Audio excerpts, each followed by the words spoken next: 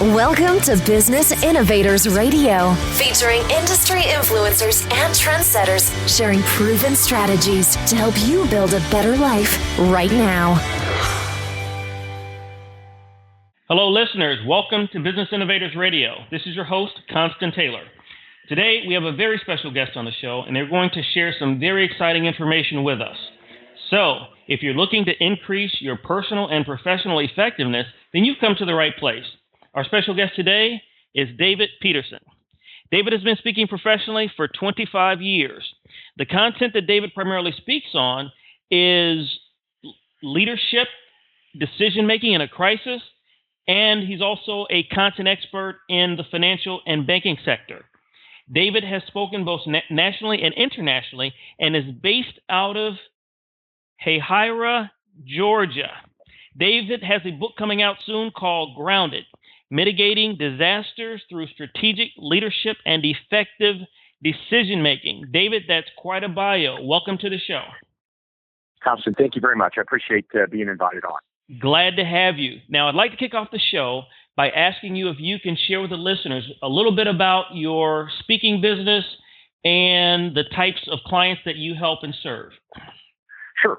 I've been speaking professionally, as you said, for 25 years, and I have spent most of my time in financial services. So that would be financial institutions, banks, credit unions, and the technology companies that service those institutions. So within that particular niche, I have done over 2,000 presentations on a wide variety of topics, but my core expertise falls in areas of payments, the different types of payments that we have, checking, credit cards, ACH, all of the different types of payment mechanisms, and electronic banking, basically how people access and interact with their financial institution outside of the branch. And one new wrinkle that's come about in the last couple of years is because of the rise of electronic banking, many financial institutions are finding their branches are empty because people are more likely to bank online. So I've been speaking a lot recently on branch transformation. How do we change what fundamentally occurs in a bank branch since people don't have to come there for transactions?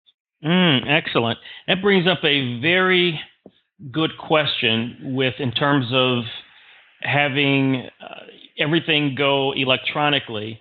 And different, what I call disruptors. I don't know if you consider them disruptors, but I look at things like Cash, where this app where you can actually send money to someone and it hits their box the same day, PayPal's. Do you guys look at those industries as competitors or complementary, or how do you guys perceive that? Yeah, it's an excellent question. And as with most things, it all depends on where you are in the food chain, right? So, to a turkey, Thanksgiving is pretty disruptive. Right. So obviously, if you start to think about from a banking standpoint, they have built their hierarchy of services based around an extremely high level of personal service, particularly as you talk about community banks, those that are the smaller banks that serve a local or regional community.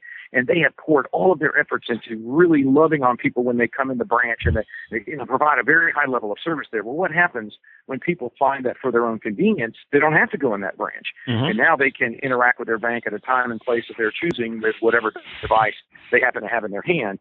Then all of a sudden the dynamics of a financial institution who has based everything on doing that does have to sort of wake up and understand that there's two very important convergences that are happening for banks right now. One, they're changing dynamics of their customers. Baby boomers are dying at 10,000 a day nationally, and millennials have passed baby boomers. So millennials really represent the future customers of banks. Well, if they don't tailor really any of their services for millennials today, and at the same time, their branch traffic activity is all way down. So they're trying to figure out, well, how do we get people to come into the branch? But the branch is oriented around doing transactions, which is certainly not the place where millennials will want to go to do their transactions. So those things are converging together and allowing for an environment of a higher level of innovation to occur in banking. Unfortunately, bankers by nature are not particularly innovative, right? Mm-hmm. They're not the ones that are constantly thinking out on the edge. They're not really looking at what's the Uber in the transportation world for us. And so it's a challenge for people like myself to go out and really get C-suite and board members from these institutions to really think hard about who they're going to be selling to and what kinds of services do those people want to consume in the coming years. Okay, excellent. Now, is your job to get them to think about it, or do you actually provide solutions and strategies, or help them develop solutions and strategies to move forward with that? Yeah, it's probably 70-30 in terms of let's call it advocacy or thought leadership to actual consulting and strategic planning. But probably what most frequently happens is I would be speaking at a conference talking about a topic, let's say branch transformation or the rise of millennials or the next trends in technology, and then maybe somebody from a bank would approach me and say, "Hey, we'd like you to come and actually participate and do a workshop for us at our upcoming strategic planning retreat." Or business companies that are trying to sell to these financial institutions might actually engage me as a consultant to help them work through how they might adjust or change their products and services to be more tailored to enabling financial institutions to offer the services that way. So it's really kind of a mix of those things. Okay, excellent.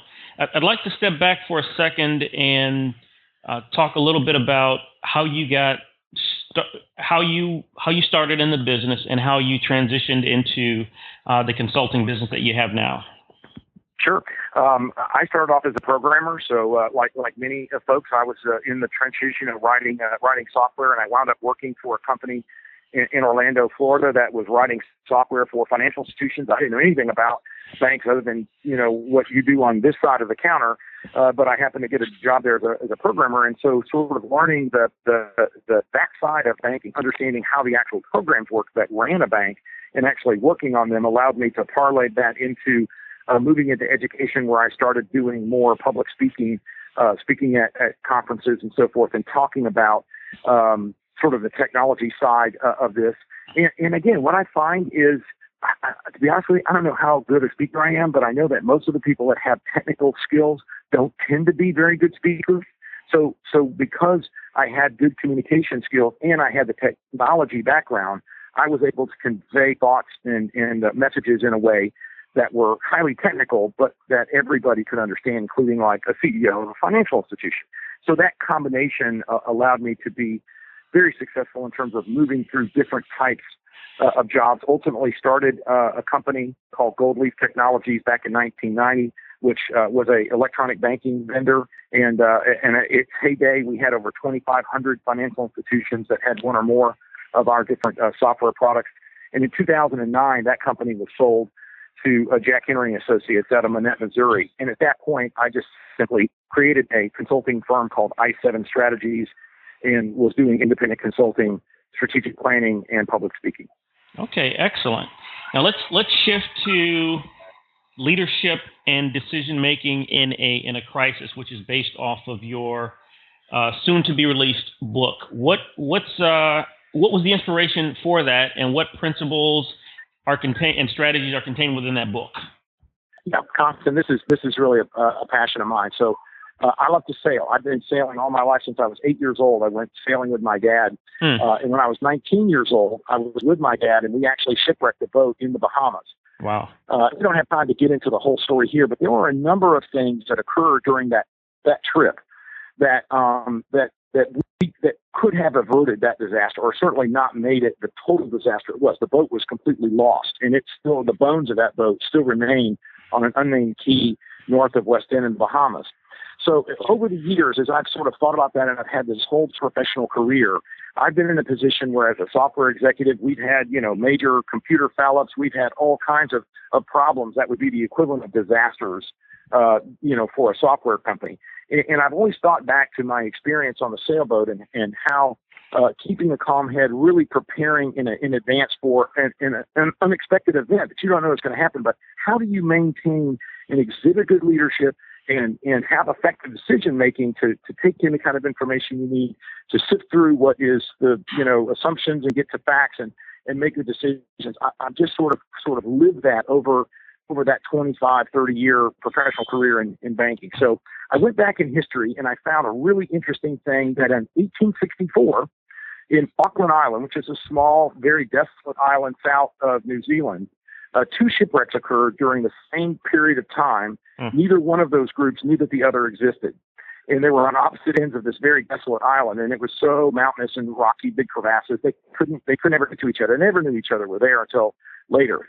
So one ship was small, had 5 people survive, came ashore. The other ship had 19 people came ashore. The one ship, the captain exhibited amazing leadership. They did amazing things while they're building a new boat out of the scraps of their existing boat, and they all 5 survived.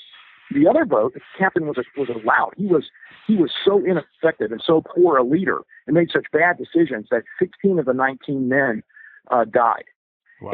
And quite frankly, there really should have only been one survived, because there was a common seaman who actually wound up sort of taking care of the captain and the first mate, and that's the only reason that they survived. So if you want a stark juxtaposition of a disaster, here's a shipwreck in the 1800s. They don't have GPS. They don't have any way to contact anybody. They're just stuck on this island, and how one group is managed to survive and quite frankly thrive in a desolate environment while the other one completely falls apart. People are dying. They're literally eating each other, falling into cannibalism. It's just a stark story about the difference of leadership and effective decision-making in a crisis. So I sort of take that historical story, and then I mix in my personal story, and then draw a lot of very specific examples for leaders, for young leaders, for people that are starting out, that are looking for what kinds of things do I need to do in order to make me a success in the future, and so forth. There's some really important and great takeaways in this book specific to those leadership and effective decision-making elements. Could you discuss one, possibly 2 key principles that separate the leaders and the individuals that are able to survive a crisis situation versus the other people that are doomed to die on the island? Sure. Just a couple quick ones. The first one is the element of time. So when something happens, very, very quickly, you have to know whether or not this is a crisis that demands something immediate to happen, or whether or not you actually have time in order to sift through and look at the different alternatives. And I use the example of you're out walking in the woods, and you walk into a clearing, and across the clearing, 50 yards away, there's a mother there and 3 cubs. Now, as you walk into that clearing, they haven't noticed you. So, this is as good an example of anything. If you go, oh my God, it's a bear. Well, guess what? You just alerted them to your presence, and now you're running or possibly being eaten, whatever. Right. Now, if you keep your head, you can just quietly back out, right? They didn't see you yet. Just back out, go around the other way, and move on. So, that's an example of where you need to do something very quickly. You need to think very quickly and understand that I need to take some kind of immediate action, and then make a strategic decision and implement it almost immediately in order to have a positive resolution. Other times, the disaster is not so immediate, and doing something very quickly could, in fact, wind up making it worse. So I love Albert Einstein's quote that he said that if he had an hour to solve a problem, he would spend 55 minutes thinking about the problem, and 5 minutes he would put the solution in place. So I think this is something where a lot of times we sort of go quickly to a potential solution when we don't really know whether we have all the facts. We don't know whether or not that's even remotely close to something that would resolve it. And in many cases, you can actually make it worse, make things worse by making those kinds of snap decisions. So that one little thing of being able to immediately identify, do I have time? Do I not have time? If I have time, then I talk about how to make good use of that time, particularly in the area of separating out what is assumption from what is fact, and making sure that you're acting to the best of your ability on facts and not assumptions. Excellent. Well, it definitely sounds like a book that I am going to consume. I usually try to read 2 or 3 books a month, and that's something that I'm very fascinated in. It's something that's near and dear to my heart. And I think about sports teams and use sports analogies. With the great teams are able to, if they're down 20, 30 points, it's kind of like a crisis situation in football, because you've only got a certain amount of minutes to actually make that up, and how they're able to close that gap and to do that. And then the other thought is, you talked about if there's a bear in the woods, what do? You have 1, 2, 3.